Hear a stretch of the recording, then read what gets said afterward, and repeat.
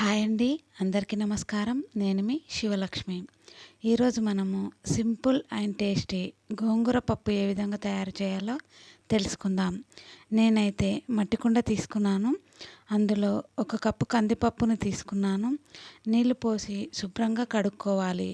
మేమైతే ఈ కందిపప్పును మా ఇంట్లోనే తయారు చేసుకున్నాం కాబట్టి అక్కడక్కడ పొట్టు ఉంటుంది.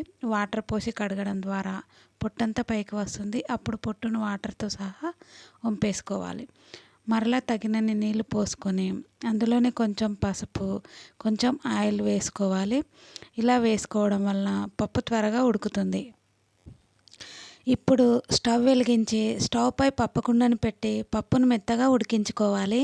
కుక్కర్లో అయితే 3-4 విజిల్స్ వచ్చేంత వరకు ఉడికించుకోవాలి.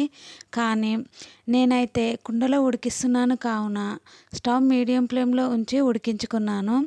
అల్యూమినియం స్టీల్ పాత్రల కంటే మట్టి కుండలో త్వరగా ఉడుకుతుంది. మట్టి కుండ ఒక్కసారి వేడైతే స్టవ్ ఆఫ్ చేసిన తర్వాత కూడా అందులోని పదార్థాలు దాదాపుగా 1-2 నిమిషాల వరకు ఉడుకుతూనే ఉంటాయి. ఇందులో వండిన పదార్థం కూడా 4-5 గంటల వరకు వేడిగానే ఉంటుంది.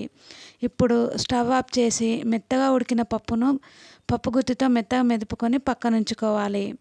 తర్వాత స్టవ్ వెలిగించి దానిపై మరొక కుండను తీసుకున్నాను. ఇందులో తగినంత ఆయిల్ పోసుకొని కొంచెం వేడైన తర్వాత కొన్ని ఆవాలు, కొంచెం జీలకర్రను వేసుకొని ఫ్రై అవ్వనివ్వాలి. తర్వాత ఒక మీడియం సైజ్ ఆనియన్ను కట్ చేసి వేసుకోవాలి. ఇవి కొంచెం ఫ్రై అయిన తర్వాత కొన్ని వెల్లుల్లిపాయలను వేసుకొని తర్వాత కొంచెం ఇంగువ వేసుకోవాలి. ఇంగువ వేయడం వలన కూర టేస్ట్ బాగుంటుంది. తర్వాత 2 రెబ్బల కరివేపాకును వేసుకొని ఫ్రై చేసుకోవాలి. నేనైతే పుండికూర ఫ్లేవర్ టేస్ట్ను ఏది డామినేట్ చేయకూడదని కొత్తిమీర, పుదీనా లాంటివి వేయలేదు. ఇప్పుడు మనం ముందుగానే శుభ్రంగా కడిగి పెట్టుకున్న గోంగూరను వేసి ఉడకనివ్వాలి. తర్వాత కొంచెం పసుపు వేసుకోవాలి. ఆల్రెడీ పప్పు ఉడికించేటప్పుడు వేసుకున్నాం కావున కొంచెం చూసి వేసుకోవాలి. తర్వాత రుచికి తగినంత సాల్ట్, అలాగే రుచికి తగినంత కారం వేసి కలుపుకొని కొంచెం సేపు ఉడకనిచ్చిన తర్వాత మనం ముందుగానే ఉడికించి పెట్టిన పప్పును వేసి కలుపుకోవాలి. కలిపిన తర్వాత 2 నిమిషాల వరకు ఉడకనివ్వాలి. అప్పుడే ఆ ఫ్లేవర్స్ అన్నీ పప్పుకు పడతాయి. తర్వాత స్టవ్ ఆఫ్ చేసి దించుకోవడమే. అంతే, సింపుల్ అండ్ టేస్టీ గోంగూర పప్పు రెడీ.